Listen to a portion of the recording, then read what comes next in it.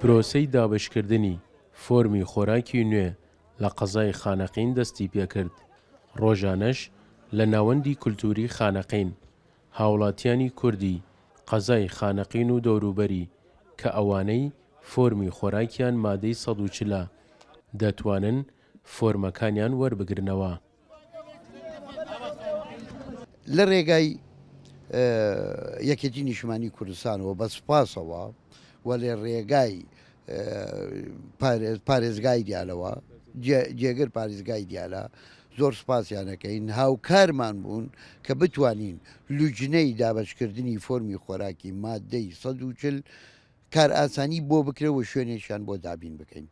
کەلتوری خانەقین کە لە کۆڕنیشی ئەڵوەنە ئیشەکە لەوێ بە ئاسانی بەڕێوە ئەچێت. شاری خانەقین داواکەین لێیان با بزانن یەکشەم و دووشەم و سێشەم ئەمان ئەتوانن بە ئاسانی بچن کفری قەرەتەپە ئەو ناوچەکان سعدی ئەوەکانی تر ئەوانە ئەتوانن چوارشەم و پێنجشەم سەردان بکەن و ئاسانی پێیانەڵێن ئەوانیش بابێن بەڵام هەر هەمان قسەمان هەیە بۆ جەنابیان با مەیکەنە قەڵەباڵغی چۆن بە دووڕۆژ ڕۆژ نییە.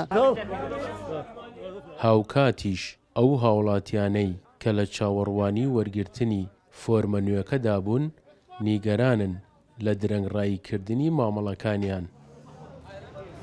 حەق هەموو ملەتێکی کوردەکەوە لەم کارەساتە نەجاتی بێت و کەوە کە سەدام هاوردێ سەرمانە ئێوەش چاکسازیمان بۆ بکەن براکەم وا ناوێ وەڵڵا هەوا ناوێ ئێمە کوردین کورد. ئازێدانی خەڵکە لە دیالە و ئەو شتانە داوا ئەو شتانەیەن کردووە مادەی ١٤ کاکە کە تەرحینم کە ئاوارە بووم وەرم نەگردووە ئەوەش ناکریەوە دێمە ئێرە و بڕۆمە بۆیە و نازام چی سێ ڕۆژە و بە داواکاری وەسە لە لای وەکیلەکان و لوژنە دانیشت خۆی وەکیلەکە ئاڵمەگە ناسد و زانێت کی هالای خۆی تەلێفۆن ڕایان کرد و خۆیان تێت لە بان لوژنەکە ئەوەی وەهمیە خۆی لوژنەکە هەلای دانیشتێ بۆ دەوەی ئەوەی وەهمی نییە بەدەی پیان و تا ئاڵمەگە گوناح عەزاو نەخوات.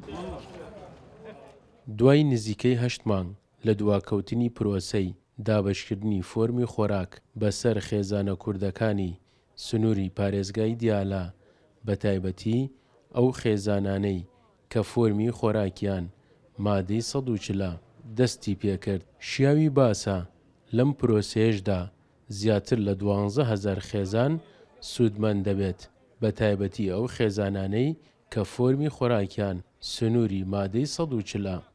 سەرکەوت ئەحمەد، کورسات نیوز، خانەقین.